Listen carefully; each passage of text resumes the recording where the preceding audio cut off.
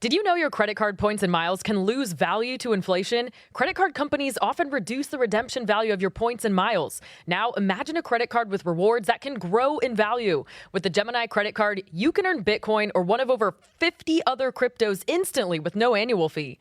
Every swipe at the store or gas pump earns you instant rewards deposited straight to your account. Plus, sign up now for a $200 Bitcoin bonus to kickstart your rewards. Visit Gemini.com/card today. Check out the link in the description for more information on rates and fees. Again, if you're looking to invest in Bitcoin but don't know where to start, the Gemini credit card makes it easy. Follow the money. That's what I always say. You always follow the money. Yeah. This is Follow the Money with Mitch Moss and Paulie Howard on VSiN. Here we go. It is Follow the Money on VSiN, the Sports Betting Network. Mitch Moss, Paulie Howard, live downtown Vegas. Circa Resort and Casino is the spot on a very busy Aftermath Monday. Coming up over the next 3 hours. Among our guests today, Nick Whalen in 30 minutes. Best bets tonight. National Football League, little Major League Baseball with him as well. Warren Sharp in 90 minutes. Mia O'Brien covers the Jags in Jacksonville on the show 90 minutes before kickoff. Monday Night Football, Jaguars, and the Chiefs. We have the good, the bad, and the ugly a little bit later on. We have Week 6 numbers. We'll hit a lot of the stuff that happened yesterday. And we are dressed in our matching kind of like jerseys, sweaters, / hats for a very specific reason today. We'll tell you about that coming up a little bit later on. But, Paulie, my condolences go out to you and everybody else that had the Arizona Cardinals in Survivor and beyond yesterday. I think we have now officially seen everything. Yeah. After that game. Mm-hmm. That's impossible. What happened in the game?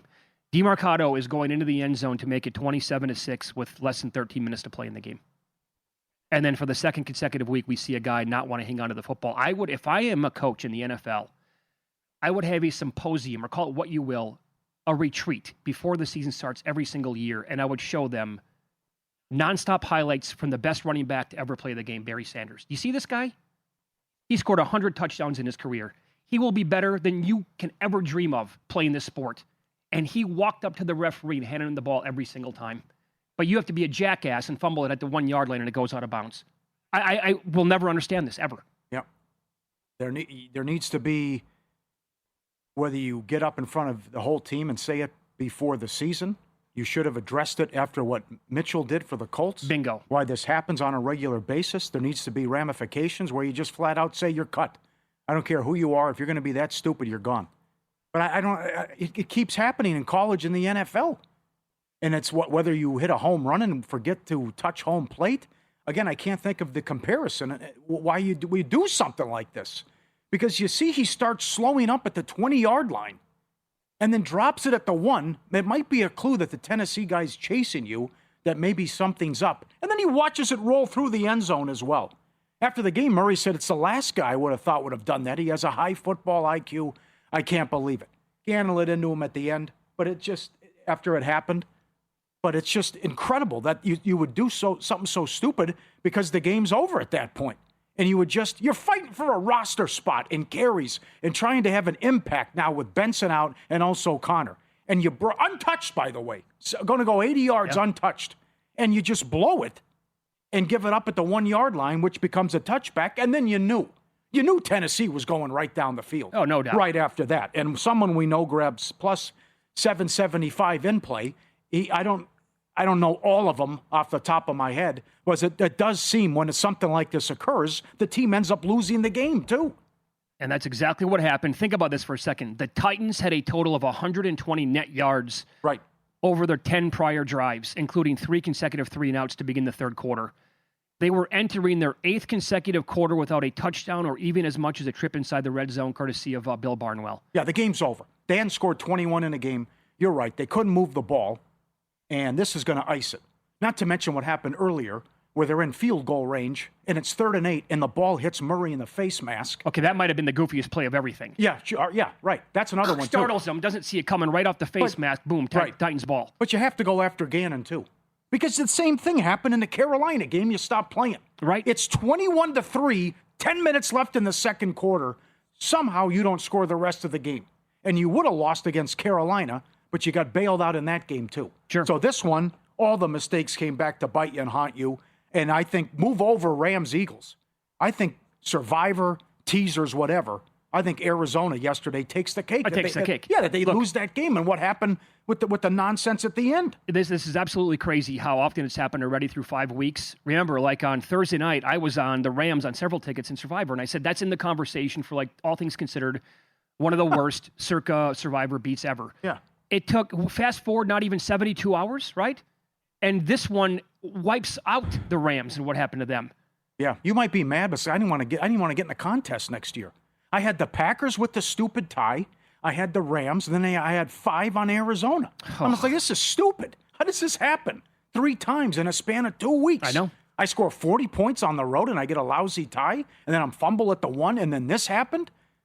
And I just sat there numb for like 10 minutes. I bet. I had realized after I didn't realize, but I still had Red Zone on, and they had gone through every single touchdown of the day. And I'm still sitting there thinking, what the hell just happened? What did I watch? And the worst part of it all might have been the run on 3rd and 8 by Gannon. Well, let's just give him the ball back. What could go wrong? How about Archuleta on the broadcast? Yeah, right thing. You're doing the right thing. You got the 2-minute warning anyways. Of course you do. You have a free pass. There's no reason to run the ball. God forbid you run the clock out and pick up a first down. I can't imagine thinking, you know what? They have all the momentum. We're about to blow this. Let's run it 3rd and 8 and make this interesting. Yeah, game was over 28-3 if he hangs onto the football. But now we're in a squeaky bum time here. Are we even going to win the game outright at home? We'll give him the ball back. Our defense is going to be okay. Like, I like the way this is trending right now in the fourth quarter. And then also hit, like, Callahan kicks the extra point to make it 21-12. Yeah. He doesn't try to make it an 8-point game. They got bailed out there, too. Yes. I mean, everything. Callahan's about to be gone.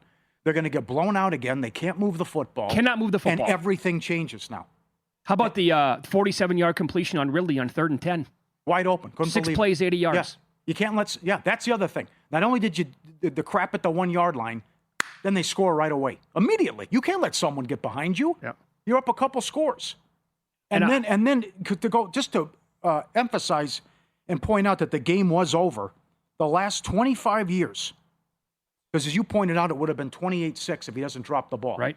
Teams up 22 points or more in the fourth quarter were 1,276-1. It's over. Sure. Game's over. Right. And then I can't believe the interception. Oh, I'm going to try to get up immediately for whatever reason. I stumble. I cough it up, run into a teammate. He kicks the ball into the end zone. I got 3 Cardinals right there, but a guy from Tennessee jumps on it, touchdown. I've seen it all now. They can't come up with the ball at that point. They're surrounding the ball as a team, and they can't come up with the ball. And then it squirts into the end zone, and then there's Tyler Lockett, who's done absolutely nothing, and he hops on it for a touchdown. I watched the fourth quarter again today. If we went to the theater to watch a movie about football, and that it kind of played out that way, I'd say this is the dumbest thing I've ever seen. This cannot happen. It's stupid. It would never happen in an NFL game. And I don't even know how to explain the INT. Yeah. That results in a touchdown to somebody else. I mean, all of that stuff that had to happen consecutively for Tennessee to get back, they were a completely dead team. Could not move the football. And then here's another one for you. This is courtesy of Next Gen Stats. The average win probability for Tennessee at any point during the game was 12.1%. Average at any point. That's the lowest for any winning team in any game since 2016. The Cardinals scored touchdowns on 3 of their first 4 possessions. They got aided by short field and then completely took a snooze fest on offense the rest of the way. Their 5 drives in the second quarter produced a total of 27 yards. Crap. Absolute crap. Yep.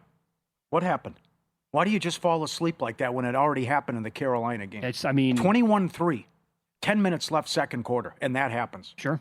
And the ridiculous, he's not ready. The snap hits him in the face. That becomes a fumble. It's a chip shot field goal. Game would have been over there, too, if that happens. But again, no lead is safe. It's ridiculous.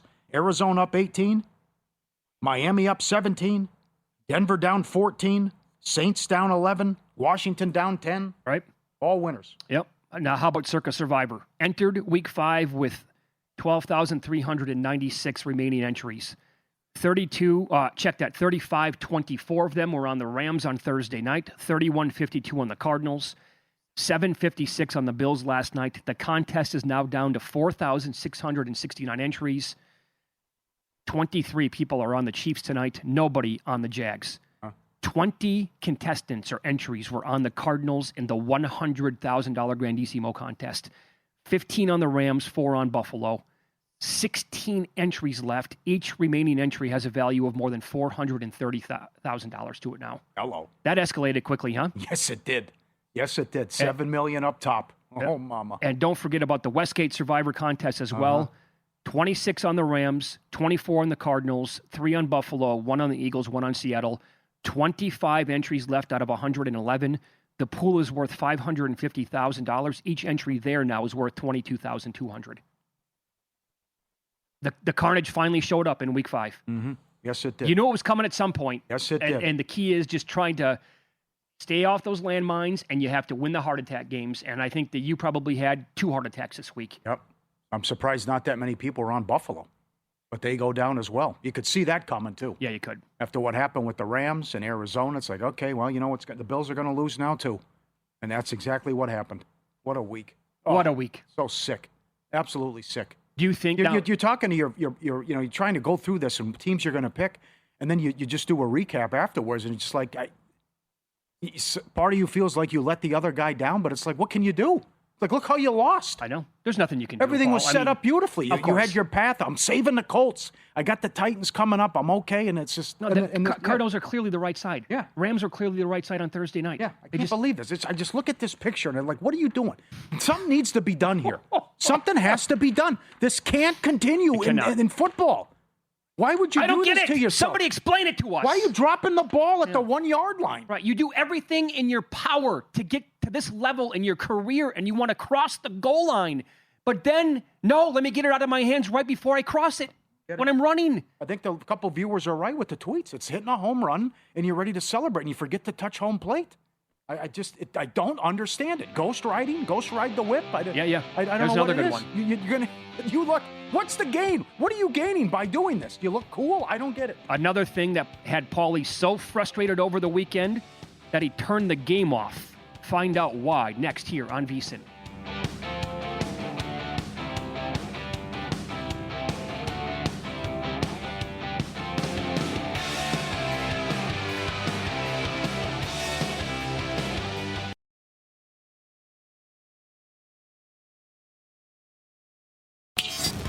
This is Follow the Money on VSiN.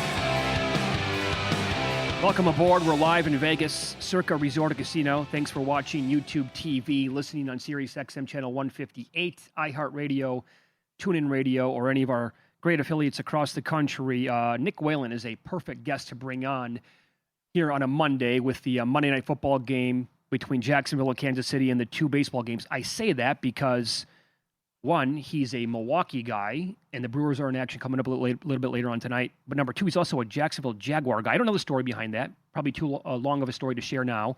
Yeah. But Nick, thanks for the time. Do you have faith in your Jacksonville team tonight against KC?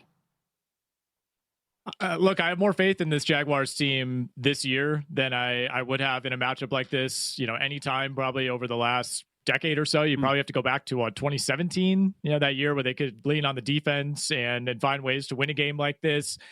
At the same time, guys, I'm on the Chiefs tonight. Played KC -3. I know we're on the road. I know it's Monday Night Football. The Jags are wearing the throwback uniforms. It's Trevor Lawrence's birthday today. So maybe there are a lot of external factors that would push you toward Jacksonville. But I do think this 3-1 start, which should pretty easily be 4-0, by the way, losing that game to Jake Browning a couple of weeks ago where he threw 3 interceptions coming on in relief. I think it's still a little bit smoke and mirrors. I think the defense is very real. I think the improvement on the offensive line has been maybe the biggest shock for me year over year. At the same time, I think Jacksonville is still winning these games. I wouldn't say despite Trevor Lawrence, but I don't think Trevor Lawrence is the reason that the Jaguars are sitting at 3-1. And I think this is the type of matchup where you need a big game out of Trevor Lawrence. I don't know if they're going to be able to have that same level of success on the ground against this Chiefs defense. I thought KC came out, played a disaster game defensively week 1 against the Chargers. I think they've been a lot more buttoned up these last 3 weeks. I think they'll be ready for Travis Etienne. They'll be ready for Bashal Tutin on the ground. And at some point, Liam Cohen is going to have to ask Trevor Lawrence to go out and win this game. I don't trust him to do that. Even as a Jags fan, even as a mostly Trevor Lawrence supporter, I think that's a dubious proposition. So I think we're a couple weeks away from maybe seeing the full coalesced version of the Chiefs offense. Once they get Rashee Rice back, you do worry about this maybe being a little bit lower scoring if you're on KC. But in a game that I think will come down to the quarterbacks, I got to side with Mahomes. I think we also, I agree. I also think you have to a little bit dismiss what happened last week where they looked so good, but it was against the Ravens. After what, I mean, Houston had been a mess offensively, right, and they scored on their first 8 drives with Stroud in the game. That was unbelievable, man. I mean, I think we mostly expected Baltimore to struggle. I was actually of the belief that line should have been a little bit higher, but Houston had just been so incompetent offensively, right? Didn't even reach the red zone until the fourth quarter against Tennessee a couple of years ago. And, there's the Ravens defense, once again, just providing no resistance. I mean, they're giving up over 400 yards per game now on the season. And that was actually Baltimore's worst loss since 2017, ironically, against the Jacksonville Jaguars, when they lost a game 44-7. Like, the Ravens have had injuries in the past. They've had personnel changes. Lamar's missed time. They don't get blown out like this. They don't just completely lay down. That game felt over in the second quarter. So to me, it still feels like there's kind of something bubbling beneath the surface with the Ravens. There's been some whispers about the defensive coordinator, about, Harbaugh maybe losing that locker room. And I don't think it gets any better this week, guys. I mean, you got an upset LA Rams team coming off a brutal loss on Thursday night on extra rest, now coming to Baltimore. And that injury report's not going to be any friendlier. I think they're looking at a 1-5 start. So do I. I think it's going to be violent, nasty for that defense this week. I think the Rams, with that extra rest, I think you're spot on. 2 losses now like that. They should be 5-0 at this point. They're not. They're 3-2, and their offensive numbers are awesome. I think they're absolutely going to kill Baltimore or score a ton of points in the game. But that's kind of Captain Obvious here. What player props did you kind of identify for tonight's game that you like? Yeah, so the Chiefs side is really my primary play here, but one that I like on Kansas City is Patrick Mahomes over 23.5 pass completions tonight. Again, I think it's going to be a high volume passing game for both teams. And we have to respect the Jaguars' defensive improvement until proven otherwise, although it does not look like Trayvon Walker is going to be out there, which is a very big deal as far as stopping the run goes for Jacksonville. But either way, I don't think we have a ton of faith in the Chiefs running game. So I think this should be a high volume game for Mahomes. We saw CJ Stroud go over this number against Jacksonville. The Browning-Burrow combination went over this number in terms of completions. Brock Purdy even got to 22 completions in what was a really bad game for him, one that Jacksonville was able to control defensively. And, we're still early in the season. We're only 4 games in terms of the sample, but Jacksonville is number 2 in the NFL in terms of opposing quarterback passing volume so far. 39 pass attempts per game against that defense as teams struggle to run the ball. So I think that's the script again tonight for KC. Very good. As a Brewers guy, do you like them in this game tonight? Do you like the fact that they're going to go with an opener here? Paulie doesn't, by the way. He said that in the previous segment. And is this the year? I get the stiff competition, but are the Brewers going to make it to the World Series? Man, I've just been conditioned as a Brewers fan to expect the worst at all times. So, coming on TV and saying, yes, the Brewers are going to win the World Series feels like a curse that I don't want to put on this team. But look, you have to be really encouraged, of course, by what we saw on Saturday. I think I could tell you here in Wisconsin, none of my friends wanted us to play the Chicago Cubs, even though I think on paper it's the better matchup than the Padres, because there's increased pressure with this series. It's like, not only are you in the NLDS, but you're playing your biggest rival. You absolutely cannot lose this, or you're going to have to live with that the entire offseason. I'm with you guys as far as questioning the idea to go with an opener tonight, especially Aaron Ashby of all guys. I hope that they pivot to Quinn Priester early in the game, assuming he'll be the guy. I don't know why you don't just start him, given the run that he's been on for these last few months. But Pat Murphy knows what he's doing for the most part. I do think we got to see a better effort out of the Chicago Cubs. I think that game got away from them early on. So many of those runs ended up being unearned after the error at second base. So I think they do button down defensively a bit. But at the same time, what the Brewers are doing in terms of the hitting, it feels fairly sustainable, right? You see that big number in game 1 and you think, oh, they probably hit 3 or 4 home runs. No, not at all. I mean, they had nothing beyond a double that entire game. So I actually look at the over 7.5 here, expecting the Brewers offense to continue, not at that same level from game 1, but I think they could put up 4 or 5 runs, and certainly you'll expect better out of the Cubs in game 2 as well. So over 7.5 is how I'm playing that one. I mean, think about the fans tonight for this game. Usually you think of tailgating for a football game, but tonight this starts at 8:15 local time there. Yep. They might drink that stadium out of beer tonight. It's going to be a volatile situation, that's for sure. I was a little bit surprised at the game time. Typically, obviously here in Central Time, we don't get an 8:08 p.m. start, but yeah, I mean the combination of that plus the Jaguars Monday night game. I mean, man, the city of Milwaukee is going to be feeling it, and we had another one of those. Assuming this makes it to a game 4 on Thursday, which you know how Thursdays go in the state of Wisconsin, so that's going to be potentially even more of a dangerous situation. But I mean, those fans brought it even for an early start on a Saturday. Unfortunately, they don't even open the lots until like 2.5 hours before the game. But, luckily there are like 50 taverns within a 10-minute drive of AmFam Field. So yeah, fans are going to be fired up. And I was encouraged, honestly, by the Brewers versus Cubs split in game 1. That was, I think, another reason that you worry about this Cubs matchup. Is it going to be 70-30 Brewers Cubs fans? Right. That felt closer to like 90-10 to me in game 1. Yeah, there's a history there, by the way, of Cubs fans dominating at that park or taking over like in big games. So that was great to see. You can follow Nick on X at WHA1EN. He is with RotoWire.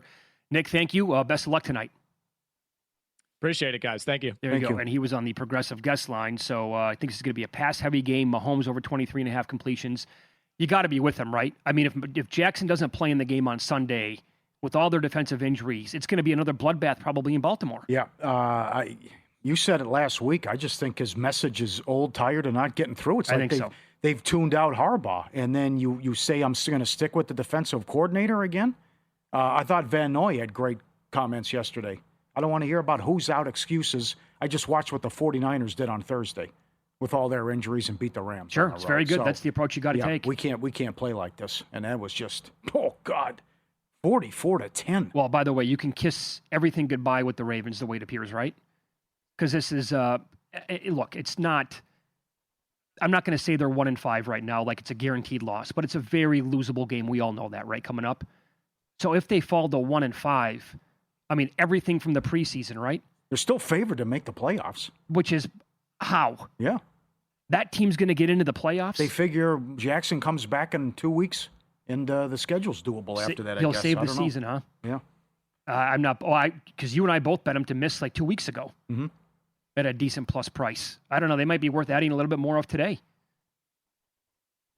And I think we saw something, by the way, live when we were on the air yesterday on the tailgate show. The Browns got something here with Dylan Gabriel.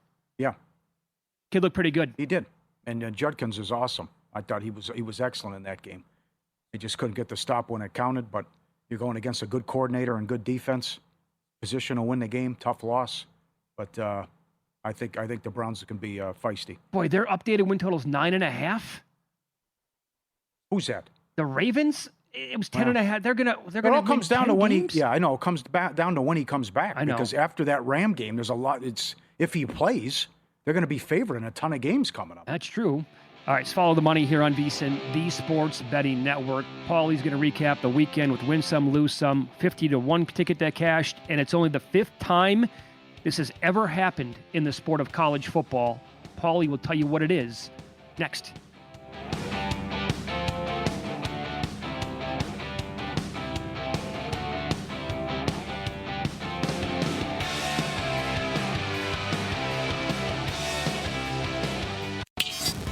This is Follow the Money on VSiN. I think it's a big game tonight. I'm excited, man. Can't wait to watch it. Chiefs taking on Jacksonville on the road, and KC here, 3.5-point favorites now.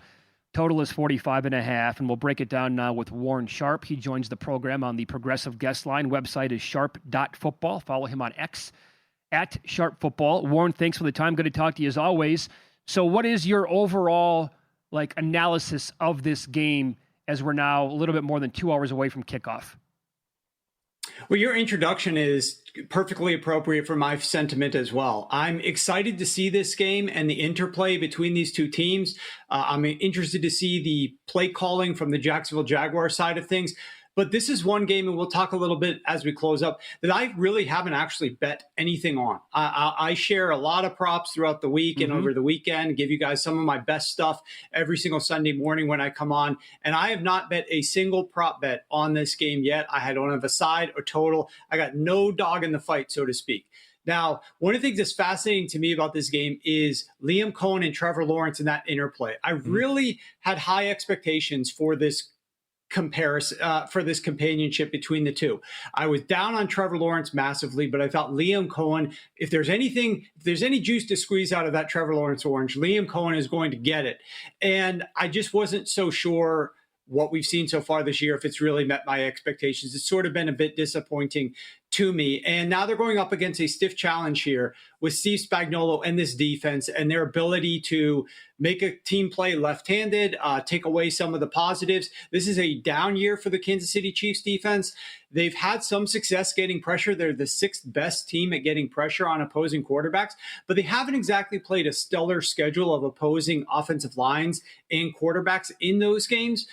This game, they're going up against the Jacksonville Jaguars, strength on strength type matchup. The Jaguars are the NFL's best at limiting pressure on Trevor Lawrence. That's not just because the offensive line is elite. It's in part because of the way that they've instructed Trevor Lawrence to get rid of the ball quickly underneath, don't really hold on to it quite as much. So he's not throwing the ball under pressure nearly as often as he has in some years past. So that's a real strength on strength matchup that I think could go a long way in deciding the outcome of this game. Is, are the Chiefs able to get pressure on Trevor Lawrence? And if they do, what's that going to do to Trevor Lawrence in terms of his ability to pass? But we know one thing, guys. The Jaguars are unlikely to have the same amount of turnover luck against a disciplined and well-coached team like the Kansas City Chiefs as they've had the first 4 games of the year. Well said. That's where I was going as well. I wonder how good they are. They have the most takeaways in the league at 13. That's not going to continue, especially against Mahomes. They also, why can't they get Thomas going? Yeah, I'm surprised a little bit on Brian Thomas Jr. I'm looking at his prop, his receiving yards prop, and he hasn't hit that once in any game so far this season. And if I'm Steve Spagnuolo and the defense for the Kansas City Chiefs, I'm definitely trying to limit Brian Thomas Jr. and that number 1 receiver. Now, part of the thing that was happening last year with the success of Brian Thomas Jr. was we just had Mac Jones just chucking the ball deep down the field. I mean, they were throwing the ball down the field last year deep and having some success to Brian Thomas Jr. that way. We're seeing the opposite approach to the 2025 season with Liam Cohen. It's much more underneath, shorter passing, and we're not seeing the deep shots. When they are, the accuracy from Trevor Lawrence hasn't really been there. And then when the accuracy has been there, there's been drops by Brian Thomas Jr. as well. So it's been a rare situation that you've been able to line up an accurate pass with a successful catch that actually gains a chunk yardage for Brian Thomas Jr. this season. Is going to be a challenge against Steve Spagnuolo's defense in this game. Very good. Follow the money here on VSiN, the Sports Betting Network. Our guest, Warren Sharp, on X at Sharp Football, website sharp.football. Well, if they can't get Thomas going, what the hell's going on in Philadelphia with Saquon Barkley and this new offensive coordinator? 6 carries yesterday, Warren. And it's not a good year at all for Barkley. So how do you see this moving forward with Philadelphia? Can they get it fixed? I'm definitely not one to advocate, running the ball a ton. That's not in my DNA. So I don't mind passing the ball. But when you are leading over the first 56 minutes of the game, I think they were leading all but 6 minutes of that game. And when you're in that situation, how do you have Saquon Barkley only have 6 rushing attempts? Especially when the passing attack was not top 10 in any of the metrics. Success rate, EPA per pass attempt, yards per attempt. Completion rate was 23rd in the NFL. Jalen Hurts was averaging just around 60% completions in the game. I mean, they weren't doing anything outstanding from the passing perspective, and yet they don't run the ball with Saquon Barkley nearly enough. Only 6 rushing attempts. Consider this, guys. They were 82% pass on the day. That was the number 1 highest pass rate for any team in the league last week, and yet they had the lead for most of the game. This is not like Patrick Mahomes without a run game and a bad offensive line, and you're just trying to dink and dunk and pass the ball with a lead late to ice the game, and you've got the best quarterback in the NFL and some good receivers.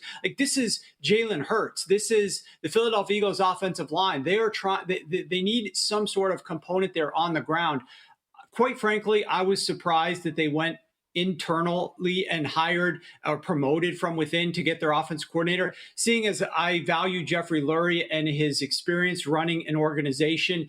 They tried that once. It failed miserably. They went the mercenary route and brought in an outside play caller for last season in Kellen Moore and went on and won the Super Bowl. And now you're going to promote from within. I think it's a bad look. I don't think that they have any type of cohesion with this offense right now. They don't have a week-to-week game plan. It's like, this is how we're going to be built. This is our identity. They don't really have an identity right now other than the tush push. The tush push is like the Philadelphia Eagles identity, and that's obviously a play that's only run in select situations. Other than that, they don't really have something that they can lean into, that they can just depend on. And think about this. Every time that you're dropping back to pass, it's very stressful on every position on that offense. All 11 guys out on the field. The receivers have to be at their best. The offensive line has to be blocking well. The running back has to be doing something as well. And then the quarterback, the pressure's all on him. When you hand the ball off to Saquon Barkley, you just need some downfield blocking. And that's a fun thing for these offensive linemen to do, is get after defensive players and run block them.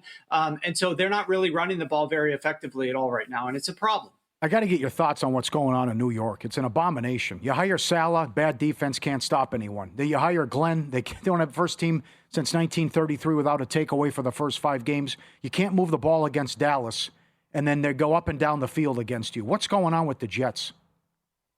I don't know. I don't like everything about the situation. I was down on it to begin with Aaron Glenn and Justin Fields. I did not think that pairing was going to have success, but even I am surprised at the results that they are producing. One of the things I think is getting lost on people is when they look at Justin Fields' stats, it looks like he's playing fine. It looks like he's playing okay. The reality is, when I look at the splits between first half and second half, in the first half, out of 40 qualifying quarterbacks, he's 37th in accuracy, 26th in EPA, 23rd in yards per attempt, 39th in sack rate, and 32nd in completion rate. In the second half of games, all those numbers flip. He's near top 10 in accuracy, completion rate, EPA per attempt. He has, think about this, guys, he has 6 total touchdowns, rushing and passing, in the second half of games. He has 1 such touchdown in the first half of games. He is basically, I don't know if the play calling at the beginning of the game is tight, is not really meshing with what Justin Fields' strengths are. I don't know if it's just because they're losing at halftime and defenses play softer in the second half, so Justin Fields is able to play better. But he comes alive in the second half, sort of like Bryce Young down in Carolina does. But in the first half, just is not there. Does not play with the passion, the fire, the aggression, whether it's play calling or execution or just overall performance from Justin Fields.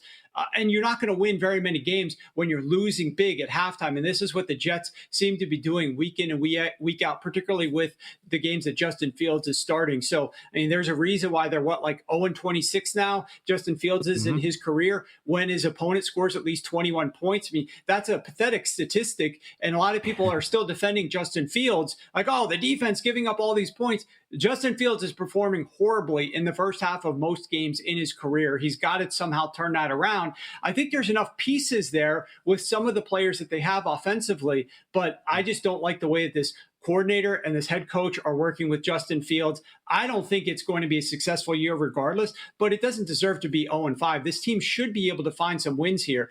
They're just not being able to put it together. Yeah, and based on that stat in his career, Warren, where he can't win a game when the opposing team scores 21 points, again, I'm guessing the Broncos will score 21 plus against this bad defense this week. And with their defense, Fields is not going to outscore them. I mean, I know that's a very easy takeaway, but... Yeah, over in London, I agree. I mean, that's going to be a difficult situation for Justin Fields in this offense. And I just keep watching all the sideline shots of Aaron Glenn just standing there, staring at the field, expressionless, not coaching, not motivating, doing absolutely nothing except for looking at the game. And I'm wondering, what is he doing here? Why are we not seeing him actually coach his team? I don't know what's going to happen here with this one. Great observation. There's nothing worse than watching a coach who is just like clueless out there watching his team play or lose. Warren, great stuff. Enjoy the game tonight. We appreciate it. Thanks, guys. Good luck. Follow him on X at Sharp Football. Again, the website is sharp.football, and he was on the Progressive Guest Line. Big news, Paulie, for one of the teams in action tonight. That news, I think, qualifies for the good, the bad, and the ugly from the weekend. Coming up on Follow the Money, it's VSiN, the Sports Betting Network.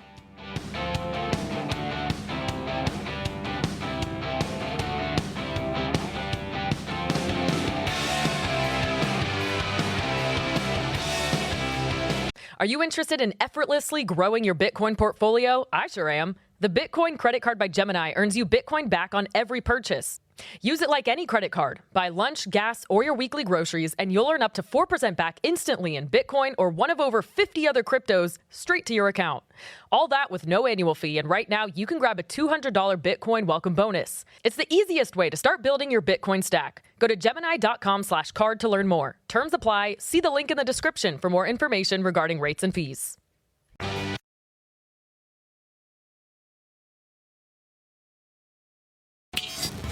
This is Follow the Money on VSiN. Fun game tonight, Monday Night Football. KC in Jacksonville, and the Chiefs are a 3.5-point road favorite. Total in the mid-40s. We head out now to the progressive guest line. Mia O'Brien, kind enough to join us live from the stadium. She follows Jacksonville, has for many years, and is close to the team. She's with ESPN Radio. Mia, thanks for the time today. How are you? Absolutely, gentlemen. Happy to hop on with you guys. Sorry we couldn't make the video work. I was prepared to flip the laptop around, show you guys the field, show the Prowler throwbacks, but hey, happy we can make it happen nonetheless. Well, what do you make of the point spread tonight? Does it feel like a lot of respect for the home team here as a 3.5-point favorite to this Kansas City team that takes care of business now seemingly like most times going back good 7-8 years here with Reid and Mahomes? Or do you think this is priced appropriately based on how Jacksonville has played this year? Yeah, I think it's price appropriate, especially based off the run game for both outfits. The Jaguars, of course, a top 5 rushing outfit by basically every single metric. The Chiefs have struggled to run the ball, and given what the forecast was here at Everbank Stadium today, and the fact that we've had rain pretty much every day for the last 2 weeks here in Duval County, I think that played a factor into why you see the spread as such. I'm actually more curious, and I'll throw it back at you guys. You know, if Xavier Worthy can or can't go, which we should get an active here in about 10 minutes time, I think that also is a fascinating storyline to watch, because I thought we might even see some more movement when it came to the point spread, depending on his availability. I would be out on the Chiefs if he doesn't go. I'm with you on that, and what he means to the offense and how good they looked last week. How about an update on the weather? Is it going to cooperate? Yes, it is sunny right now at Everbank Stadium. Light clouds, I guess a light breeze, if you want to call it, coming out of, I guess that's the east, something like that. I was on a plane yesterday. I saw that the wind was moving from east to west, so we'll go with that. I'm no meteorologist, but what I will tell you from my friends, of course, over at ESPN, that they had the radar up in the truck earlier, and there is a chance of severe thunderstorms between 9 and 11 p.m. Floridians will hear that and they'll say, well, it's an average Tuesday, but we'll see if that is a factor. Week 1 for the Jacksonville Jaguars, they did have a 1-hour rain delay, which was for a thunderstorm about 12 miles away. Yep. And that didn't affect them in terms of their win against the Panthers. So obviously they've played through that before. We'll be curious to see how they would fare on Monday night as with the Chiefs. Very good. Okay, so I'm glad you brought up the ground games here to begin. And I'll throw some numbers at you. The Chiefs are 29th in rush success rate on defense and 31st overall in rushing EPA. And like most of their metrics, certain numbers are really bad against the ground game. Meanwhile, you know this with Jacksonville, they've been elite in the entire league so far through 4 games. Etienne averaging 6.1 yards per carry and more than 6 yards per touch. So are you pretty convinced here that that's going to continue tonight for Etienne in Jacksonville? I am, just because I know it's going to be such a point of emphasis, because it really speaks to the identity of who this Jaguars regime, not just team, this entire organization wants to be under Liam Cohen, James Gladstone, and Tony Boselli. They want to assert their will against an opponent. They want to be people movers, and they want to win from within the trenches. And so I do expect a heavy dose of Travis Etienne. I think you'll see plenty of Bashal Tutin touches to go around as well.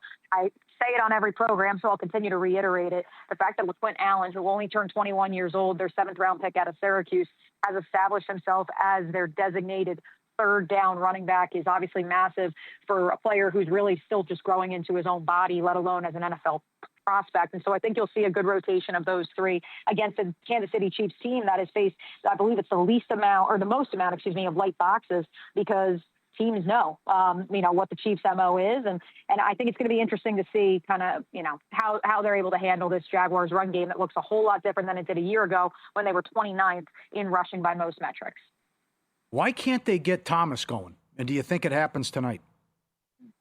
Yeah, a lot of people have been asking me that question. A lot of theories floating around Jacksonville as to why. I'll just go to this. He's running a lot more in-breaking routes, a lot more crossing routes. It's went from 9% of his total routes from a year ago through the first 3 weeks of the season. It was over 20% of his routes. And you can make the argument of, is he more of an outside boundary go ball type of receiver?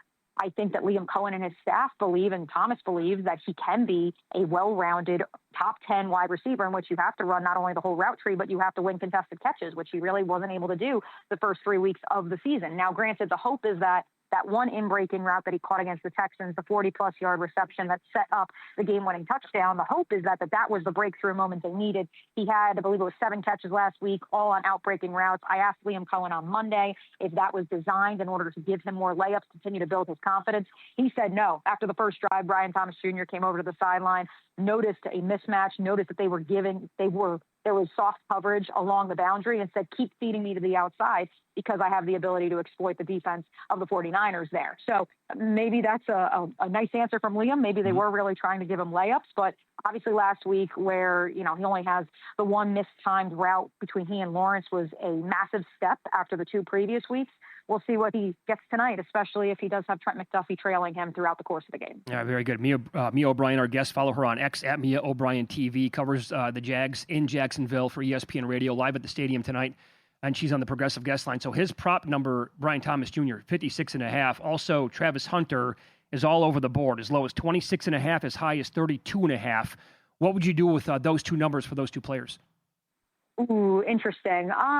Look, ultimately, I think it comes down to what you think of the Chiefs defense. I am of the mindset that second tier with Nick Bolton and Leo Chanel is actually pretty underrated. In speaking with some contemporaries in the Chiefs media corps, maybe not so much.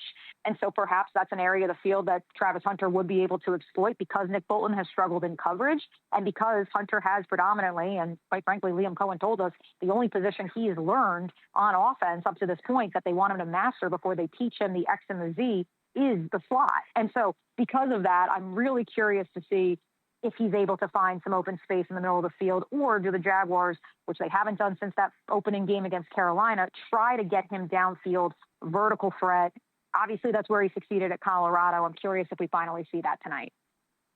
Do we get a Parker Washington game tonight on offense? His prop is 15.5. I'll tell you this, boys. It warms my heart, the fact that we're even having a conversation about a Parker Washington game, who might have the most sure hands of any Jaguars receiver, which is why his 2 drops against the Texans were so shocking week 3.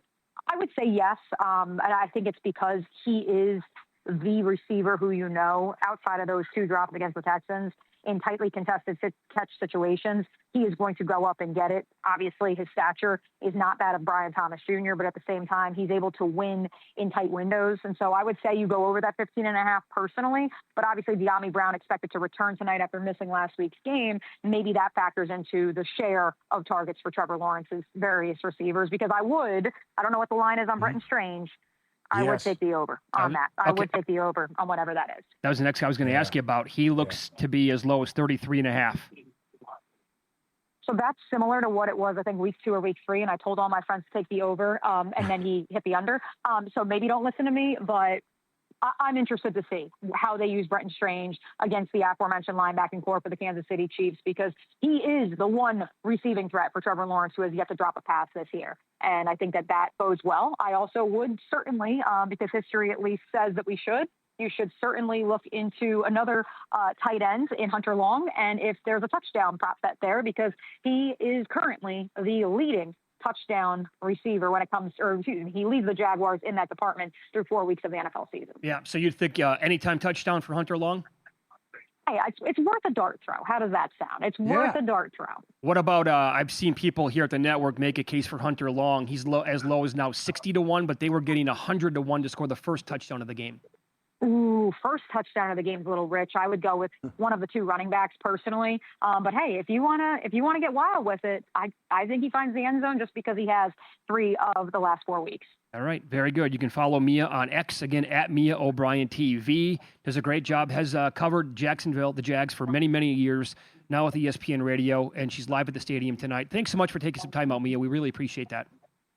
Absolutely, gentlemen. Happy to hop on with you always. And she was on the Progressive Guest Line there. All right, so that is great. Hunter he's 11-1 anytime. Anytime? Yeah. Yeah, well, she specifically went out of her way. I was going to ask her about Strange anyway, and then to take it down that path of bringing up Hunter Long on purpose. Mm-hmm. Yeah, we can't get to a break fast enough because we got to get some bets in here. Wow. We have to fire on what she just said. Good info. It was Strange. I'd like Strange anyways too. So do I. He's good. 8 targets, 7 targets. He'll get 35 yards, 37 yards. Ryan Kramer and Sean Green, Sports Gambling Podcast. They are on Hunter Long at 100-1 score the first touchdown. But that's a number that's easily movable. So when those tweets came out, the best I could find at a couple of books, 60-1.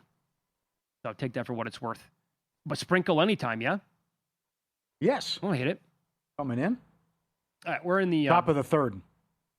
Snell. Okay, yeah, there you go. Your feed's One way hit ahead of the in the TV as always. Yeah, only 1 hit in the game so far. We'll see if Otani can put the ball in play. Unlikely the wait's Unlikely. trading for him. Unlikely. Oh, man. Come on, buddy. How many Ks does Snell have so far? Hold on. And Bring up the check Otani. 2. 2. Okay. 2 or 3? Hold on. Let me see if it's up there. Numbers don't matter. It's one of the 3. other. Who cares? 3. 3. When unupdated yet. Follow the money here on VSiN, the Sports Betting Network. A lot of bets to run down. In-pocket plays coming up next here on a very busy Monday.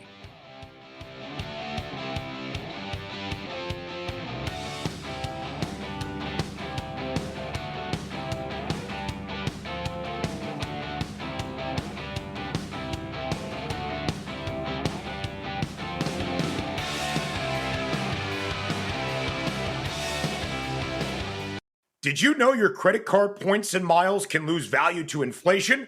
Credit card companies often reduce the redemption value of your points and miles. Now imagine a credit card with rewards that can grow in value. With the Gemini credit card, you can earn Bitcoin or one of over 50 other cryptos instantly with no annual fee.